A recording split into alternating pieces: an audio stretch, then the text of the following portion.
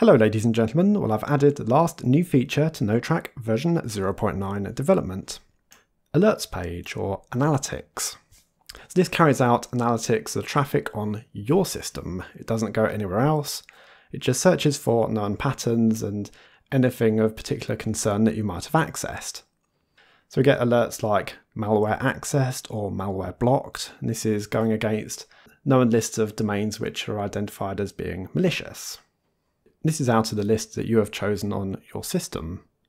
It also attempts to identify known patterns for trackers. So we've got things like TRK, pixel, track. Actually, I haven't got something of track dot whatever, but yeah, it looks for these known patterns, well, adverts as well. And then you can choose to do something with this information. Well, you can resolve it, so I'm not interested in any of it. You could delete it if you don't want anyone else knowing about it. Other options you have to actually investigate these things. Look at the investigate tool. This will show you the who is information as well as how many times you have accessed a particular site in the past month. There's also links here for doing sites for your preferred search engine or looking about the site in VirusTotal. On this particular one we have a known malicious URL dataset. Well, this one's associated with crypto coin mining. But yeah, malicious or phishing, yeah, not quite right there. There is also a shortcut to show you what else was happening on the time, or what other lookups are being made by that particular system around those few minutes that a particular site was accessed. So in this particular one, it was pixel.nymag.com. So I could think, oh, what was I doing at the time? Well, I know that answer is fairly obvious in this case, but it might be less obvious for something that was related to malware.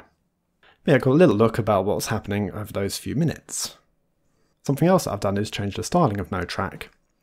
When I thought about the design for doing the alerts page, I thought, yeah, that would actually look quite good on the queries page as well. So I've got rid of some of the coloured rows that used to be there. For example, if you had a blocked website, the whole row would be coloured red.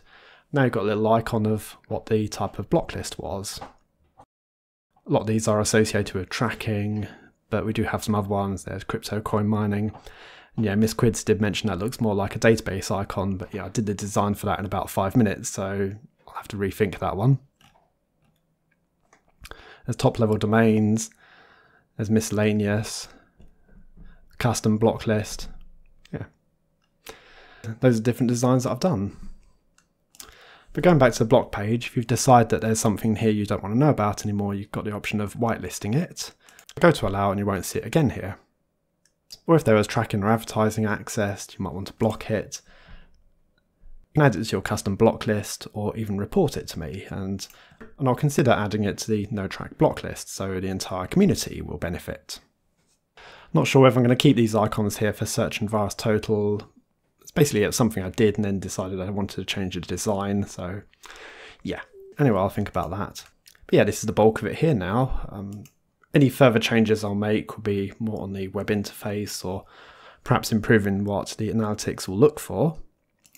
But yeah, those changes can be made over time.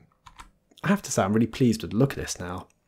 It looks something more unique, and that's what I was going for. I didn't want to look like any other generic website. I wanted to make it unique and display this information in the most relevant way possible. My work in computer security involves the use of a lot of programs like this where I get a large quantity of alerts on the screen. Some of them are really badly designed and you just think, oh, you know, it could just look so much more aesthetically pleasing, and that's what I've really tried to go for. I will need to make some further changes across the rest of the interface, but yeah, as I said, those can come in time. I think that this is pretty much it now for version 0.9.0, and it can now be released for, well, I would say wider testing, but permanent usage really. I think I really am at that point. There won't be an upgrade path from version 0.8, you will have to uninstall and reinstall this. But something I will mention for existing users of NoTrack version 0.9, since I only released this feature in the last couple of weeks or so, you'll find that your system won't automatically carry out the analytics side. It's using a script that's run on an hourly cron job, so that won't have automatically been installed. So your options are to reinstall, but if you don't want that, you can run the upgrade a couple of times and then run this command here for sudo ln-s /usr/local/sbin/ntrk-analytics /etc/cron.hourly/ntrk-analytics. And that's it. And here is the analytics program. I ended up writing this in bash script. I did seriously consider about going across to Python, but in the end I found it so difficult to get the dependencies sorted, and I thought that it's just going to be too much effort, and I'm just going to stick with what I know.